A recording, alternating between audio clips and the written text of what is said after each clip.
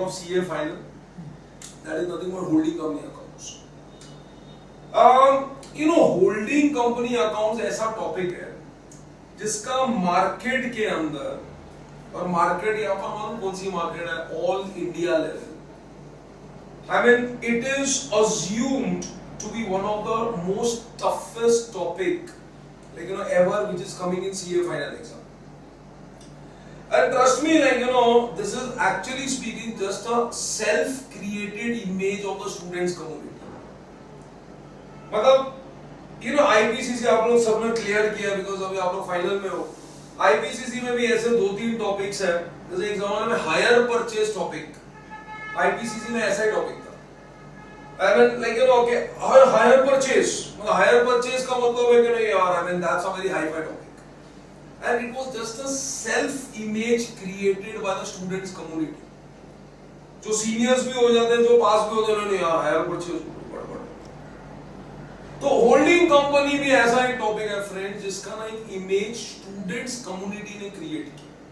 Of course reason उसका एक ये भी हो सकता है दैट जब एग्जाम में ये टॉपिक आता है, स्टूडेंट्स के पास ना इस टॉपिक को अप्रोच कैसे करना ना उनको पता ही नहीं होता.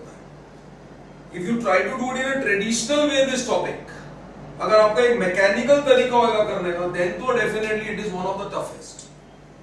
लेकिन आपको आज हम कोशिश करेंगे. Let us hope that you will understand this topic in a very very simplified way. तो फिर जब आपकी प्रॉब्लम सॉल्विंग स्टार्ट होगी, उनसे नहीं यार ये तो कुछ भी नहीं है टॉपिक. एंड ट्रस्ट मी, हमने वैल्यूएशन ऑफ गुडविल किया है, हमने वैल्यूएशन ऑफ शेयर्स किए हैं, अमालगमेशंस किए हैं, शेयर बेस्ड पेमेंट किया है. We done all topics. मुझे ऐसा लगता है कि होल्डिंग कंपनी इज, मेरा पर्सनल अगर आप माने ना, तो अमालगमेशन ऑफ कंपनी से कम ही है. Amalgamation was much more competitive topic, लेकिन image of this topic is फाड़ू इमेज. और ऑफ कोर्स जब एग्जाम में क्वेश्चन आता है, अगर आपका स्टाइल नहीं होगा ये टॉपिक करने का, तो फिर स्टूडेंट्स को ये टॉपिक समझ भी नहीं आता है. I mean they can understand only मैं करूं क्या.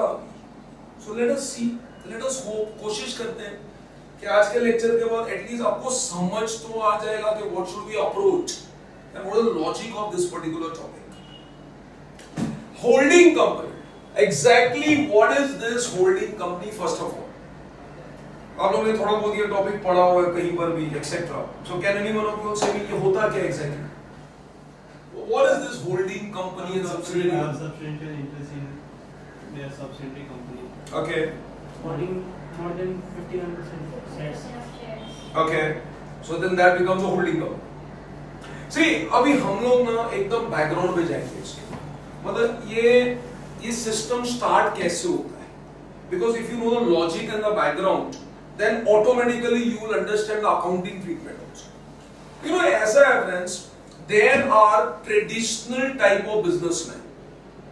Traditional type of businessmen मतलब धीरे धीरे करके लोग अपना धंधा करते हैं, लोग अपना एम्पायर बनाते हैं.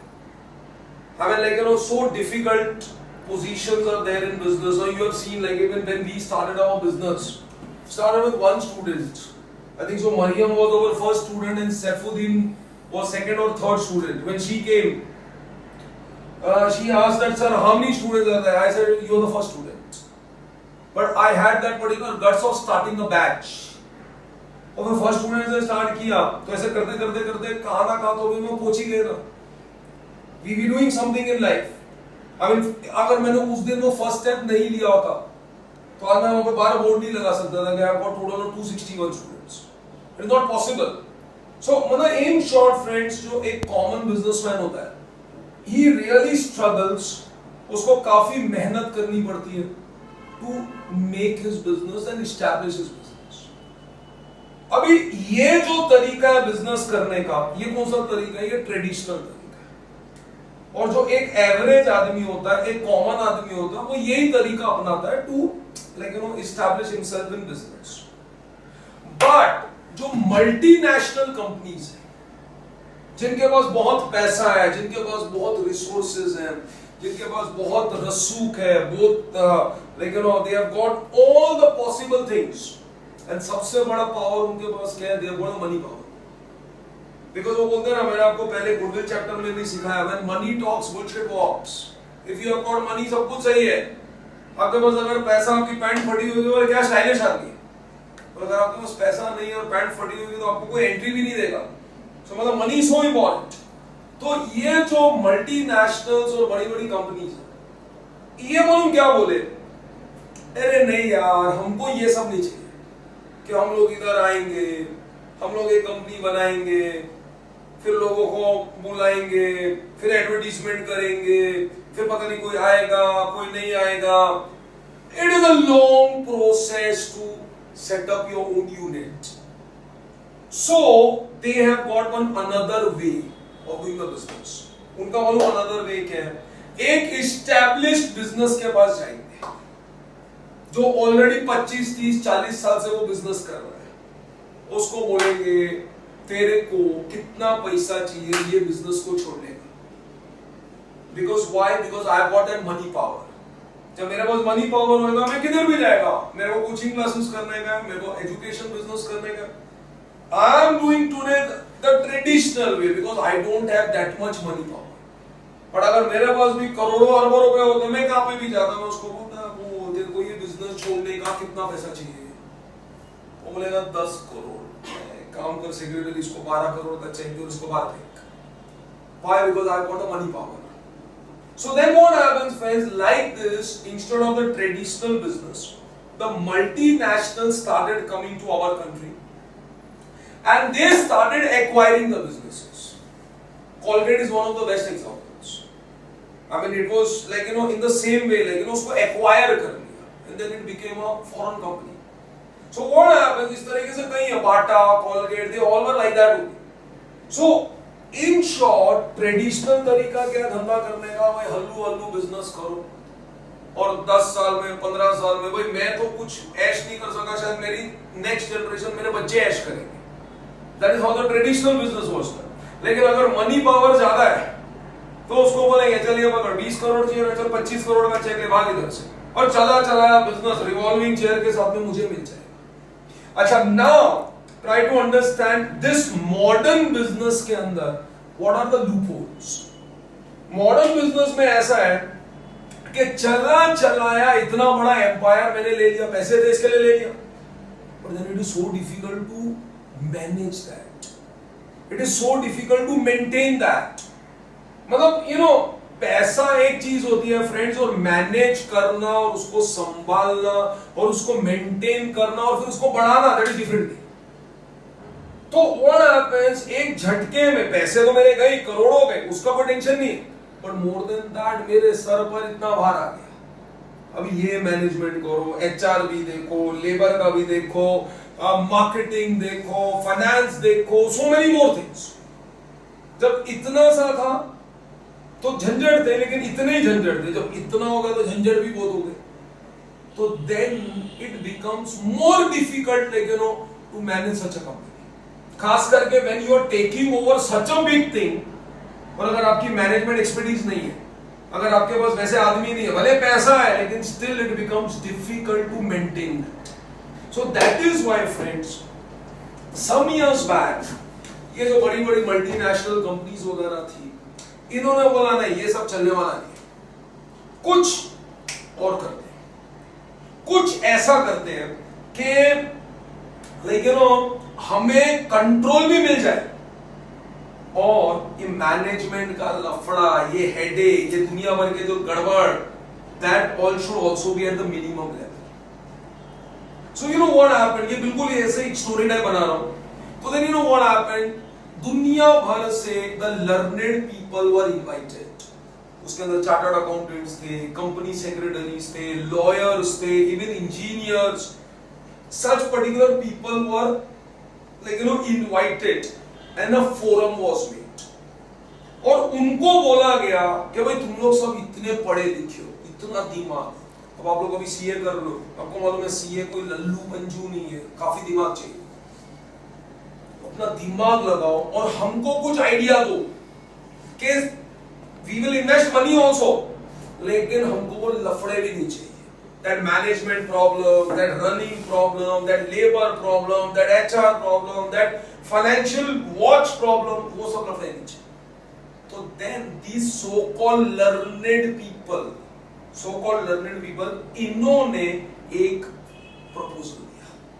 वो प्रपोजल ऐसा था कि सर आप एक काम करो, you have got money now, ये मनी से आप ये कंपनी को खरीदो, लेकिन पूरी कंपनी मत खरीदो. 50% से ज्यादा, 51% की भी जरूरत नहीं है, 50% से ज्यादा, 0.1% भी ज्यादा होगा तो चलेगा. 50% से ज्यादा you acquire this company. अच्छा, you acquire this company मतलब क्या? You acquire the shares of this company. So the moment 50% से ज्यादा, when you acquire the shares of this company, so then what will happen? You will have the controlling power. और आपको मालूम है Indian companies act के हिसाब से जो वोटिंग राइट्स होते हैं कंपनी में, it is always in proportion to the number of shares what you held. अगर मेरे पास 1 शेयर है तो 1 वोट, मेरे पास अगर 100 शेयर है तो 100 वोट, अगर मेरे पास 10 लाख शेयर है तो 10 वोट, 10 लाख वोट. और अगर मेरे पास 50% से ज्यादा शेयर है तो मतलब इन शॉर्ट मेरे पास ज्यादा वोटिंग राइट्स. और जिसके पास ज्यादा वोटिंग राइट्स तो मतलब उसकी होगी कंट्रोलिंग पावर. सो सॉल्यूशन मिल गया. What was the solution? That control हमारा, लेकिन माथापच्ची आपकी. The management, the day to day functioning, the running, everything you will do it, because I am not purchasing a full company, I am just purchasing more than 50%. लेकिन controlling power, sir what do you mean by controlling power? Controlling power का मतलब होता है decision making. जो prime decisions होंगे वो कौन लेगा? Of course that will be taken by the holding company. Holding company मतलब the company who is acquiring the other company. Of course 50% से इवन 0.5% अगर ज्यादा होएगा, so the other company will be known as a subsidiary company. And that's how this particular thing originated. And then everyone found this a superb deal. पहले तो पैसे भी बच गए, क्योंकि अदरवाइज 100% पैसे लगते. अभी कितने परसेंट पैसे लगे? 50 से थोड़ा ज्यादा. और माथापच्ची, मैनेजमेंट एक्सपर्टीज, टाइम देना, दुनिया भर के लफड़े, वो तो है ही नहीं अभी. ऑफ कोर्स ठीक है, 5-10% टाइम भी दे देंगे, 5-10% हेल्प भी कर देंगे, but the responsibility will not be of holding company, it will be of subsidiary company. लेकिन जो मेन है, जो कंट्रोलिंग पावर है, जो डिसीजन मेकिंग है, मालिक कौन? वो मैं ही रहेगा. क्यों? क्योंकि मेरे पास आपसे ज्यादा शेयर्स हैं, और जिसके पास ज्यादा शेयर्स होते हैं definitely he will have that voting rights. और जिसके पास वोटिंग राइट्स होंगे तो that person can take the decision. And that's how the originating of holding and subsidiary company started. तो मतलब आज के बाद अगर आपको कोई होल्डिंग कंपनी के बारे में कुछ पूछता है तो you should know how to introduce that topic. मतलब directly don't start with accounting treatment, कुछ नहीं. मतलब traditional approach is what हल्लू business करो. उससे थोड़ा modern approach is what पैसा फेंक के business को खरीदो, लेकिन दुनिया भर की responsibilities ले लो. और modern and most I mean say dynamic approach is what पैसा फेंको, लेकिन आधे से थोड़ा ज्यादा पैसा फेंको. कंट्रोल अपने पास रखो, मतलब लाभ अपने ऊपर रखो और काम दूसरों से करो. And then this particular thing originated, thumbs up, that is nothing but holding company. So I will be the holding company in this example, and the other company will be which company? It will be the subsidiary company. Now the question comes, जब CA final के अंदर ये topic आता है तो आपका approach जो होता है, कोई भी क्वेश्चन आने दो friends, let any question come from any book, उसका ओरिजिनेट कैसे हुआ पहले मैं आपको वो समझाऊंगा. No one will write anything, जरा ध्यान से सुनना, but I will write something. And भगवान करे आप मेरी हैंडराइटिंग भी समझे. I try to write better, क्योंकि रिकॉर्डिंग भी हो रही है. See this is, let us assume a balance sheet as on 31st of December 09. All the figures are in lakhs. ध्यान से देखना, because if you understand this, you will start teaching this topic. It's a promise. Even a person like Ganesh, he is not so educated. तू भी ध्यान से सुन, तेरे को भी ये टॉपिक समझ आना चाहिए। मैं ओपन चैलेंज दे रहा हूं ये वीडियो के ऊपर, और मैं इसको यूट्यूब में डालूंगा कि एनी पर्सन, एक ordinary person will understand holding company का कॉन्सेप्ट। इसको डाल देंगे, आज ही यूट्यूब में डाल देंगे, प्रोवाइडेड लेक्चर ठीक हुआ। और ये भी डालेंगे and anyone, Ganesh, Vyas sir, they are not commerce background student but they should understand. Sir आपको भी समझ आना, सबको आना चाहिए समझ। तो मेरे लिए सबसे बड़ा चैलेंज है, गिव मी फ्रैंक ओपिनियंस। मतलब ये नहीं बोलना खुश करने के लिए, कुछ रिजल्ट नहीं आया समझ, आई वांट दैट ओपिनियन। सो 31 दिसंबर 09 को से फॉर एग्जांपल लैक्स में सारे फिगर्स हैं, से this is holding and this is subsidiary, this is holding and this is subsidiary company. We take one example as a, let us assume there are fixed assets, there are some investments, bracket में detail लिखता हूं, and then there are some current assets. समझो holding company में 6 और 6 है, investment 6 है और current asset से 3 और 4 है, तो 12 और 3 ये 15 हो गया और 6 और 4 10 हो गया। All the figures are in lakhs. यहाँ पर आपका शेयर कैपिटल आ गया से 10 और 15। In fact, we will take 10 और 5. Then I will take profit and loss account से 3 and 2. And then I'll take some current liabilities. So balancing figure है 13 और 2 15, तो ये 2 हो जाएगा और ये 7 और 3 10. Now this is nothing but the balance sheet as on 31st of December 09 of a holding company and subsidiary company. बराबर? Now coming back to that same story, क्या स्टोरी थी कि भाई ये होल्डिंग कंपनी जो है, इन्होंने क्या किया, इन्होंने 50% से ज्यादा शेयर्स एक्वायर कर लिए of subsidiary company. Late us assume that ये जो इन्वेस्टमेंट जो 6 लाख की है, यहां पर मैं लिखता हूं it is 80% in subsidiary limited. Subsidiary limited समझो 80% उसमें, हमने अमालगमेशन में भी क्या हुआ, intercompany holdings something like that होगी। तो 80% इन्वेस्टमेंट इसकी सब्सिडियरी लिमिटेड में, और कौन सी डेट को किया, let us assume same date, that is 31st of December 09। अब ध्यान से देखें, समझो लॉजिक समझो, प्लीज साइलेंस, जरा लॉजिक समझना है इसका। दैट होल्डिंग कंपनी ने 80% सब्सिडियरी कंपनी में इन्वेस्ट किया। सीधे साधे शब्दों में 80% stake of the subsidiary company now will be of whose, not will be of holding company. Think what I said. यहां पर क्या बोलता है वो कि as on 31st of December 09 holding company ने 6 लाख रुपए खर्च किए, इन्वेस्ट किया by taking 80% of the voting rights of the shares in the subsidiary company. That is the thing. Now the question comes, 80% जब मैंने स्टेक वहां पर लिया तो मुझे क्या मिला, तो आप बोलेंगे आपको कंट्रोल मिला। तो कंट्रोल को क्या करना है, मुझे what value I am getting, तो I am definitely getting what I am getting the 80% of the net worth। मतलब कंट्रोल को अपने पास रखो, मेरे को कंट्रोल से ज्यादा अभी यहां पर क्या जरूरत है कि मुझे वैल्यू कितनी मिल रही है। कोई मुझे बोलता है कि सर आपको कंट्रोल मिल रहा है, कंट्रोल को क्या करने का है, मेरे को वैल्यू कितनी मिलती है, what is the intrinsic value, that is highly important. आपको मालूम है इंट्रिंसिक वैल्यू जो गोल्ड है, सोना जो होता है, सोना की हमेशा इंट्रिंसिक वैल्यू होती है। What do you mean by, हम लोगों ने अमालगमेशन वगैरह में गुडविल में भी किया, इंट्रिंसिक वैल्यू मतलब उसकी there is a final value. I mean आप वर्ल्ड में कहां पर चले जाओ, ये कड़े को आप बेचो, आपको उसका जो सोने का वैल्यू आपको मिल जाएगा, मेकिंग चार्जेस को हटा के, because it has got an intrinsic value. Similarly जैसे आपका 1000 रुपए का नोट है, तो आरबीआई का जो गवर्नर है वो तो साइन करके देता है, मैं धारक को 1000 रुपए देने का वादा करता हूं। So anywhere he goes, that RBI के गवर्नर ने जब साइन किया तो it has got a derived value, it has got that particular, मतलब वो सिग्नेचर हैज गॉट सम मतलब।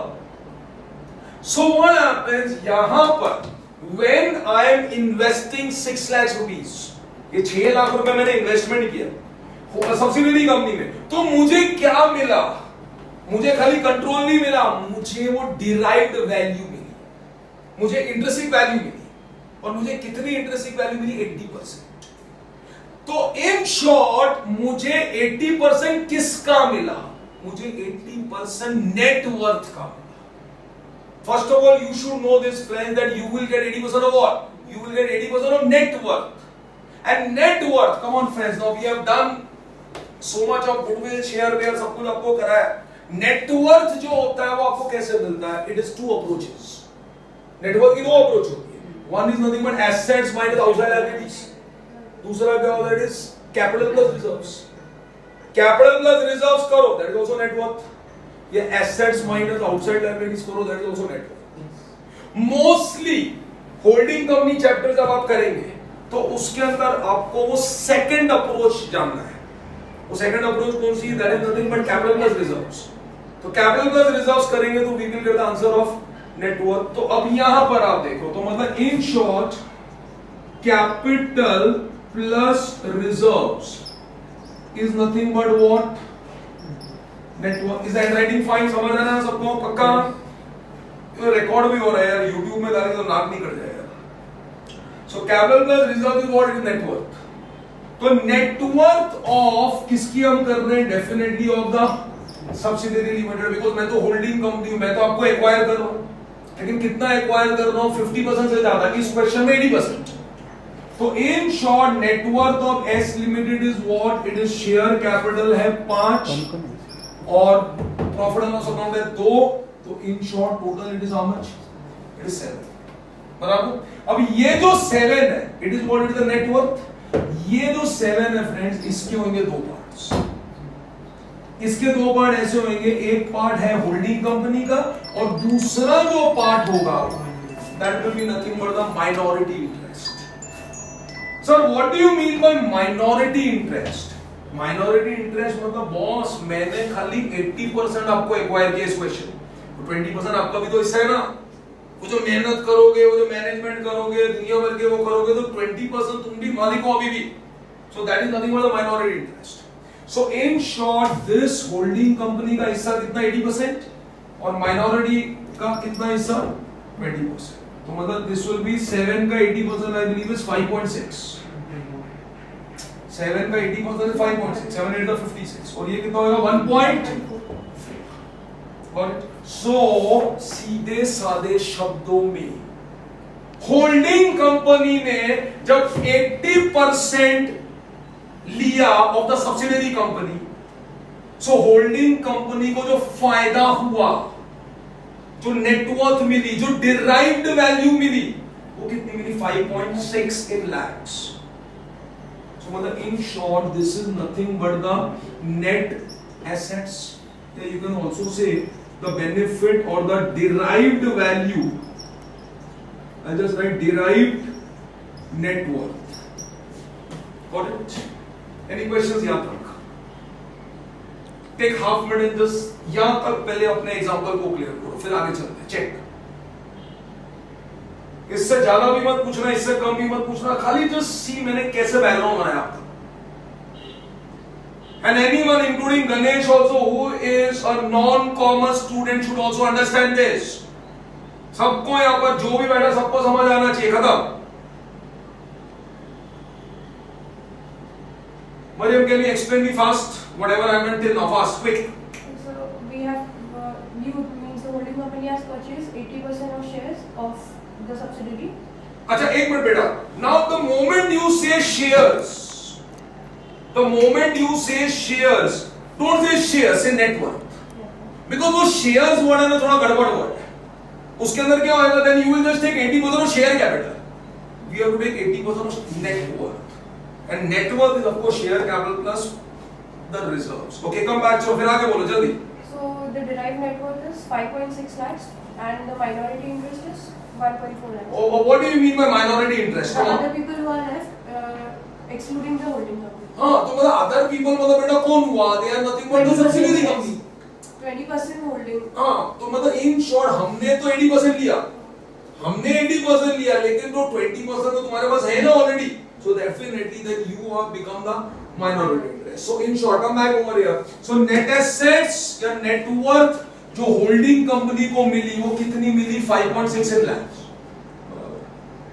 लेकिन मैंने तो 6 लाख रुपए दिए, मुझे फायदा हुआ 5.6 लाख, लेकिन मैंने तो दे दिया 6 लाख। पागल हूं ना? पागल हूं इसके लिए ना यार। 5.6 का फायदा हुआ, क्यों गणेश? 5.6 लाख का फायदा हुआ, लेकिन मैंने तो लल्लू लोग के जैसे तुझे 6 लाख दे दिए। तो मैं एड़ा हूं, मैं पागल हूं, मैं क्या हूं फिर? दिखता नहीं है। दिखता जब नहीं है और फिर भी आप देते हो कुछ, तो it is definitely for goodwill. बोल रहा था तू? Same thing. And this too we have done so many things. Yes. मतलब कह रहा ये सब अमालगमेशन, गुडविल, शेयर, ये सब एक ही फैमिली के। हुआ होल्डिंग इसकी ऐसी की तैसी होल्डिंग, समझ आएंगे? सो मतलब इन शॉर्ट नेट एसेट्स या नेट वर्थ अपने को कितना मिला? 5.6 लाख। उसके बाजू में जो हमने नेट पेमेंट की, for the investment, it was 6 lakh. मतलब सीधे साधे शब्दों में 40,000 is paid extra. 40,000 is paid extra. और ये जो एक्स्ट्रा पेमेंट होती है ये किसके लिए होती है? डेफिनेटली इट इज फॉर, आपको पहले भी बताया था, एक्स्ट्रा आदमी 3 बार ही देता है। या तो पागल है, या तो वो पागल है। सर ये रिकॉर्ड कर लो जरा, मजा आएगा, यूट्यूब में बच्चे देखेंगे। या उसे प्यार हो गया है। प्यार नहीं, इश्क हो गया है। प्यार है तो वेरी ऑर्डिनरी। पहला चलो बोलो, सब लोग बोलो जरा, यूट्यूब में डालेंगे धमाल आएगी यार। बोलो what are the 3 reasons why you will give extra? बोल भाई। पहला या तो पागल हो गया, वो एड़ा हो या गया, तो या उसे इश्क हो गया, और तीसरा कुछ तो है। वो सीआईडी में आता ना, दया कुछ तो है। और जब कुछ तो है तो वो दिखता नहीं है, लेकिन वो है। और जो दिखता नहीं और वो है, तो of course that is goodwill. कितना सिंपल है friends. So end of course same for example, अगर नेट पेमेंट कम होती, अगर नेट पेमेंट कम होती तो या तो फिर वही है, या तो उसको मेरे से इश्क हो गया, लेकिन हमसे अभी किसको क्या इश्क होगा? तो अगर उसको हमसे इश्क नहीं हुआ है तो हमारा प्रॉफिट, हम नाचेंगे, लेकिन वो हमारा रेवेन्यू प्रॉफिट नहीं है, there capital profit. And because the capital profit it will be of course transfer to capital. पक्का?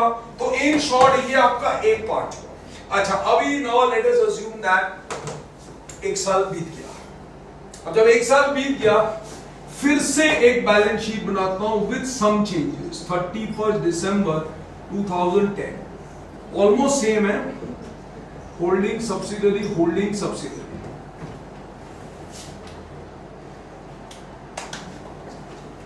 फिर से वही हाल है, fixed asset is 6 and 6, investment वही था 6 and dash, current assets holding के तो वही 3 लेता हूं, इसके मैं करंट एसेट चेंज कर देता हूं, 5 कर देता हूं। Then come over here, it is a share capital, that is nothing but 10 or 5. Profit and loss account is of course 3 and 3 कर देता हूं, and current liabilities is of course 2 and 3. So then sir how I come, ये तो हो गया definitely 15 और ये भी 15 और ये हो गया 11 और ये भी हो गया 11. Got it? This is our second balance sheet. ये मेरी कौन सी balance sheet थी? This was balance sheet number A. And now this is balance sheet number B. Of course, बाकी everything is same.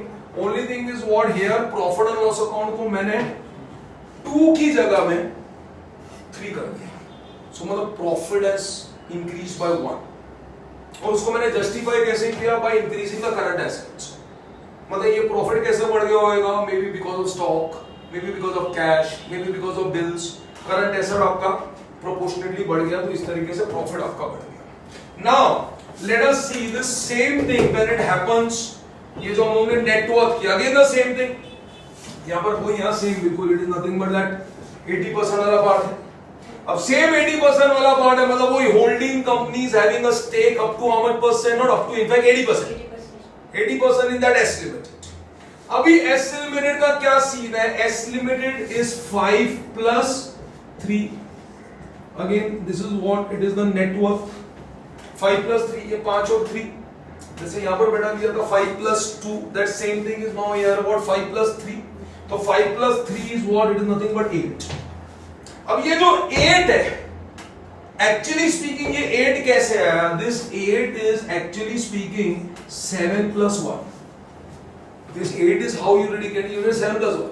7 plus 1 मतलब ओरिजिनली पिछले साल तो 7 था और प्रॉफिट इस साल आपका 3 हो गया, 2 की जगह 3 हो गया, तो 2 की जगह 3 हो गया, प्रॉफिट 1 बढ़ गया, प्रॉफिट आपका 1 बढ़ गया, मतलब after 31st December 09 and till 31st December 10 आपका profit from 2 when it has become 3 lakhs, तो 1 लाख का प्रॉफिट बढ़ा, तो 1 लाख का प्रॉफिट बढ़ा, तो मतलब ये जो नेटवर्थ 8 दिखती है, ये 8 एक्चुअल में कैसे, ये 7 plus 1 है, तो 7 plus 1 हो गया 8।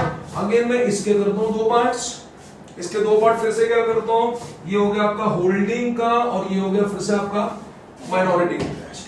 तो होल्डिंग का कितना परसेंट है sir, 80%, that is nothing but 6.4, and then definitely इसका जो 20% होगा that will be 1.6। Again take 2 minutes and just check till here, फिर आगे चलेंगे।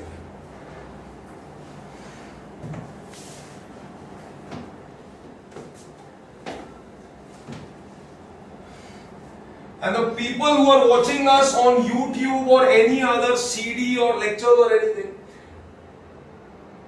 handwriting को छोड़ के आपको बाकी को सब कुछ समझ आना चाहिए। And I always believe, friends, in last 20 years I am surviving in this industry. Handwriting वगैरह की कोई जरूरत ही नहीं, अपना कॉन्सेप्ट आप सही रखिए, अपने आप आपको सब कुछ आ जाएगा। So otherwise, anyone, you may not be my student, but very soon you will become one of my student friends. So please watch this carefully. Till now, just try to get it in your system. A balance sheet में any problems? Anyone? A balance sheet is fine.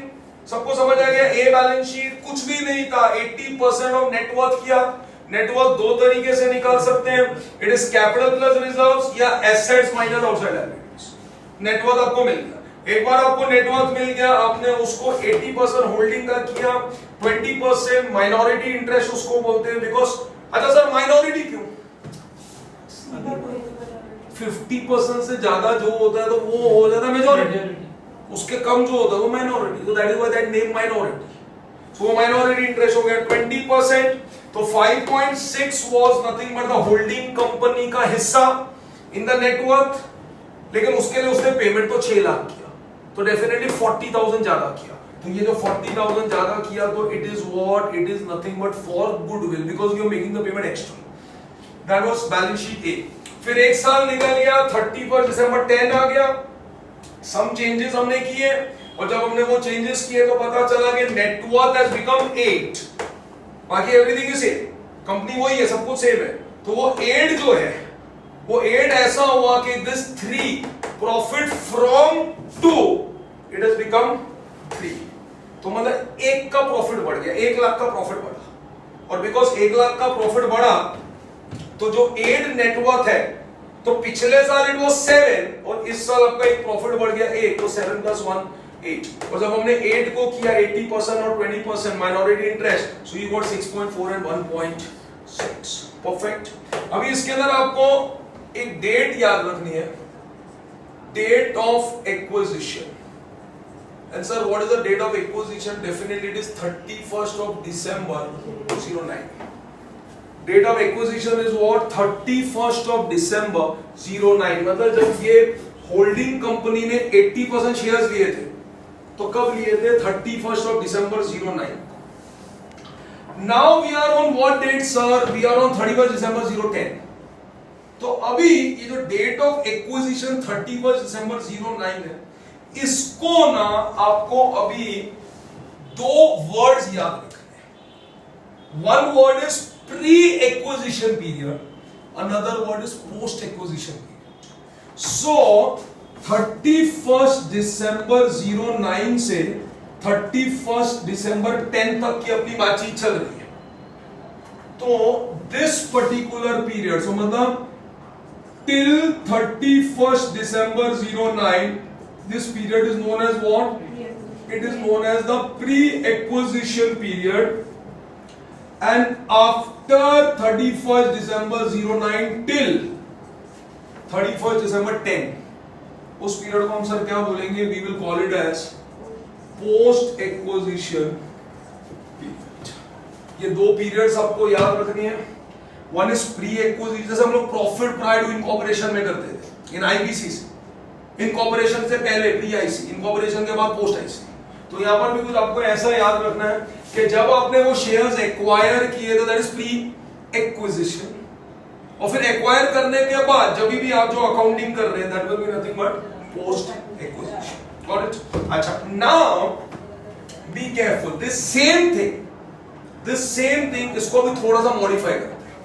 ये same thing modify करते हैं in the sense, अब इसको ना कुछ ऐसा करेंगे that net worth was how much? It was 7 plus 1. Modify में क्या कर रहा हूं, मतलब नाउ मैं इसको ना प्री और पोस्ट एक्विजिशन पीरियड में डिवाइड कर रहा हूं। तो मेजर चीज अभी हम कर रहे हैं। तो network was how much? 7 plus 1। तो 7 plus 1 जो है उसके मैं करता हूं दो पार्ट्स। ऑफ कोर्स दो पार्ट मेरे क्या है उसके अंदर, one is for the holding, another is for the subsidiary company. Holding company का जो है वो है 80%, सब्सिडियरी मतलब यहां पे in fact we always write what? Minority interest, that is nothing but how much percent? 20%। तो 20% ऑफ 8 इज ऑफ कोर्स 1.6। अभी ये जो 80% है यहां पर मैंने आई वाज एक्सप्लेनिंग यू, हमने क्या किया था 8 का 80% सीधा ले लिया। But remember friends, actually speaking ये 8 का 80% 6.4 जो है ना वो तो फाइनल आंसर है, because during this period pre और पोस्ट के बीच में वो 1 लाख का प्रॉफिट हुआ था। Think what I said, because यहां पर देखो कि this particular profit was on 31st December 09 और 2 लाख, 31st December 010 को प्रॉफिट है 3 लाख, मतलब ये दो डेट के बीच में प्रॉफिट हुआ ना 1 लाख। सो इन शॉर्ट 1 लाख का जो प्रॉफिट हुआ वो पोस्ट एक्विजिशन, 1 लाख का जो है that is what? Post acquisition. तो ये जो 80% है ना, इसको what I will do now, I will holding company को I will divide it into 2 parts. And sir what parts I will divide? I will divide into pre acquisition and I will divide it into post acquisition. Got it? तो pre acquisition कितना है? Of course 80% of 7, तो 80% of 7 is how much? 5.6। और post acquisition is what? It is 80% of 1। It is 80% of 1 because 1 lakh was nothing but the profit made in this particular period.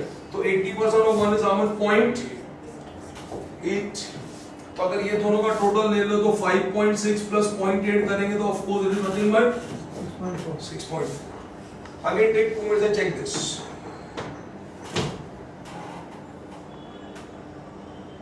समझते हैं कि भाव कुछ?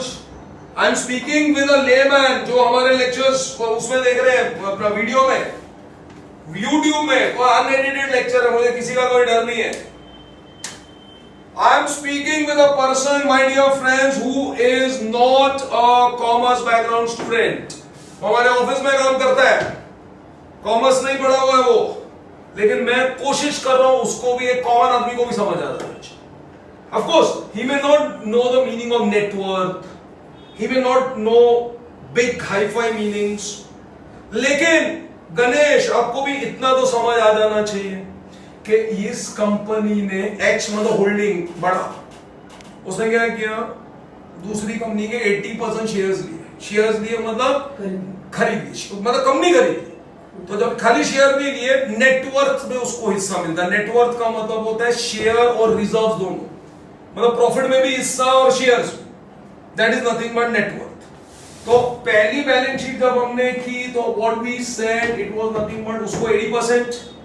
तो इसका देखो यहाँ पर ये 5 और 2, यहाँ पे देखो बेटा 5 और उसका शेयर कैपिटल का 5, 2 था प्रॉफिट एंड लॉस मतलब प्रॉफिट, प्रॉफिट एंड लॉस मतलब प्रॉफिट मुनाफा, तो 7 का हो गया टोटल नेटवर्थ। 7 में से 80% मुझे मिलेगा। मुझे 80% क्यों मिलेगा? बिकॉज मैंने 80% की इन्वेस्टमेंट की। तो मैंने 80% की इन्वेस्टमेंट की, तो 7 में से 80% मेरा, तो मुझे फायदा कितना मिला, मुझे डिराइव्ड वैल्यू कितनी मिली, मुझे कितने का एंड में फायदा हुआ 5.6, और बाकी 1.4 वो आपका ही है, that is nothing but minority interest. Minority मतलब जिसका कम हिस्सा होता है, दैट इज माइनॉरिटी इंटरेस्ट। 5.6 का फायदा मिला, लेकिन उसके बाजू में मैंने 6 लाख रुपए खर्च किए। जब मैंने 6 लाख रुपए खर्च किए तो डेफिनेटली मैंने 40,000 रुपए ज्यादा खर्च किए। तो मैं पागल नहीं हूं, मुझे किसी से इश्क भी नहीं हुआ है, लेकिन मैंने फिर भी ज्यादा खर्च किए, तो that is because of the name. और जब नाम होता है तो आप कुछ ज्यादा भी खर्च कर सकते हैं। जैसे आपको कई बार, लेकिन मैं आपको बेनिफिट देता हूं Ganesh, let's take a basic example यार। So many times Ganesh late आता है, चल यूट्यूब में ये भी आएगा, काम करते समय गणेश लेट आता है, लेकिन उसको हमने लिबर्टीज दी है, लेकिन क्योंकि जब वो काम करता है तो वो बहुत अच्छा काम भी करता है। तो कभी अच्छा काम किया, कभी लेट आया, लेकिन बैलेंस हो जाता है। तो वो गुडविल की वजह से, कई बार अपनी स्माइल की वजह से बच जाता है। 2-2, 3-3 घंटे लेट आता है, अरे सॉरी सर, भूल गया सर, माफ कर दूंगा। He says in that way, अरे चल यार माफ कर दिया, something like that. So here also the same thing है, भाई 40,000 ज्यादा चला गया, तो 40,000 ज्यादा चला गया, और इसकी शक्ल कोई इतनी अच्छी नहीं है 40,000 ज्यादा दे दूंगा, तो दिख रहा नहीं है तो दे रहा हूं, तो that is of course for goodwill, it is the money value of reputation of business. फिर हम दूसरी बैलेंस शीट में आए। जब हम दूसरी बैलेंस शीट में आए, सब कुछ सेम था, लेकिन प्रॉफिट 2 से 3 हो गया, तो 1 लाख का प्रॉफिट इज इंक्रीज्ड। तो बिकॉज 1 लाख का प्रॉफिट बढ़ा, तो डेफिनेटली नेटवर्क 5 और 3 8 हो गई। तो उसको अगर एकदम सिंपल तरीके से बिल्कुल on the same lines if I do it, तो it is 6.4 and 1.6, 80% and 20%। Friends, is that fine?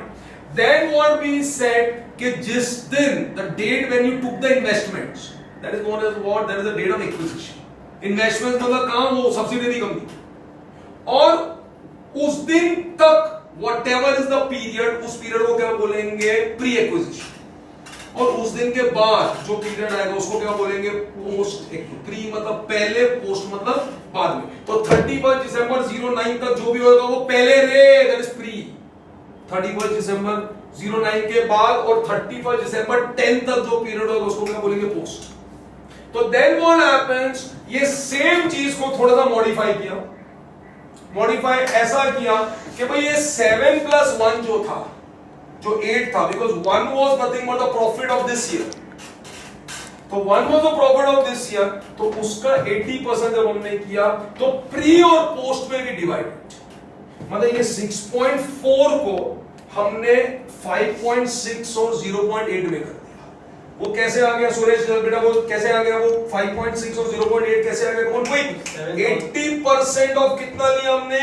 Of 7, that was the pre वाला। लेकिन वो 1 का प्रॉफिट बाद में हुआ ना, तो वो जो 1 का प्रॉफिट बाद में हुआ, तो वो 1 का 80% दिया, तो 0.8, तो that is how this become 6.4। पक्का? 100% clear everyone? Super. Then comes एक मिनट स्टॉप कर, बिंदास, कोई टेंशन।